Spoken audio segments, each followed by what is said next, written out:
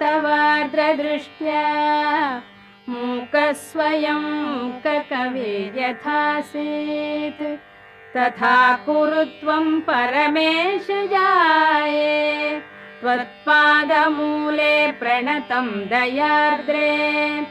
उत्तिष्ठोत्तिष्ठ वरदे उत्तिष्ठ जगदीश्वरे उत्तिष्ठ जगदाधारे त्रैलोक्यं मङ्गलं कुरु शृणोषि कश्चिद्ध्वनिरुत्थितोऽयं मृदङ्गभेरीपटहानकानां वेदध्वनिं शिक्षितभूसुराणां शृणोषि भद्रे कुरु सुप्रभातम् शृणोषि भद्रे ननु शङ्खघोषम् वैताళिकानां मधुरं च गानम्